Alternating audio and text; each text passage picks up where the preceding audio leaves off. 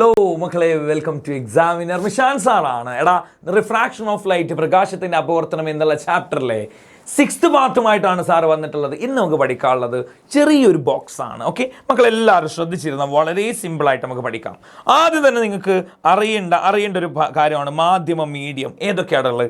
വായുണ്ട്, water ഉണ്ട്, ജലമുണ്ട്, glass ഉണ്ട്, diamond അല്ലെങ്കിൽ വജ്രമുണ്ട്. ഓക്കെ, നമ്മുടെ ബാച്ചിലെ കുട്ടികൾക്ക് ഇതിനൊരു കോഡ് തന്നിട്ടുണ്ട്. നിങ്ങളത് താഴെ കമൻറ്റ് ചെയ്യണം കേട്ടോ, മറന്നു പോകരുത്. ഓക്കെ, എയർ ഉണ്ട്, വായുണ്ട്, വാട്ടർ ഉണ്ട്, ജലമുണ്ട്, ഗ്ലാസ് ഉണ്ട്, ഡയമണ്ട് ഉണ്ട്, വജ്രമുണ്ട്. ഓക്കെ, ഇതിൻ്റെയൊക്കെ സ്പീഡ് എങ്ങനെയാണ് ഓർത്ത് വെക്കുക? സ്പീഡ് ഓർത്ത് വെക്കാൻ എല്ലാത്തിൻ്റെ കൂടെ എന്തുണ്ടാവും? × 10⁸ m/s² ഉണ്ടാവും. അത് ആദ്യമേ പഠിച്ചു വെക്കുക. സ്പീഡാണോ × 10⁸ m/s ഉണ്ടാവുന്നത്? എൻ്റെ മക്കൾ പഠിച്ചു വെച്ചേ. പ്രയാസമുണ്ടോ? ഒരു ബുദ്ധിമുട്ടുമില്ല. ഇനി നോക്കിട്ടോ, ആദ്യത്തെ ആൾക്ക് 3, പിന്നെ 2.25, പിന്നെ 2, പിന്നെ 1.25. 3 2.25 2 1.25 പറഞ്ഞേ. 3 2.25 2 1.25. നോക്കടാ, ആദ്യം 3, പിന്നെ 2.25, പിന്നെ 2 1.25.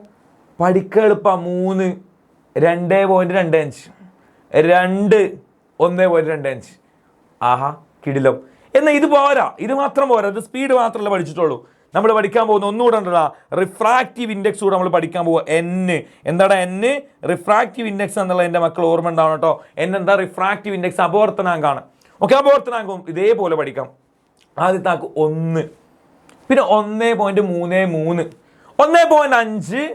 1.5, 2.4, 1.33, 1.5, 2.4. ഇങ്ങനെ ക്വസ്റ്റ്യൻ പേപ്പറിൽ പലപ്പോഴും, കാരണം ഇത് SSLCയുടെ ഒരു എക്സാമിന് മൂന്നാമത്തെ ക്വസ്റ്റ്യൻ ആയിട്ട്, അതായത് 1 മാർക്കിന് ഡയമണ്ടിൻ്റെ ഒപ്റ്റിക്കൽ ലെൻസിൻ്റെ ചോദിച്ചിരുന്നു. ഓക്കെ, അപ്പോൾ ഒന്ന് ഓർത്ത് വെക്കുക. ഓക്കെ, റിഫ്രാക്റ്റീവ് ഇൻഡെക്സ് ചോദിച്ചിരുന്നു, ഒന്ന് ഓർത്ത് വെക്കുക.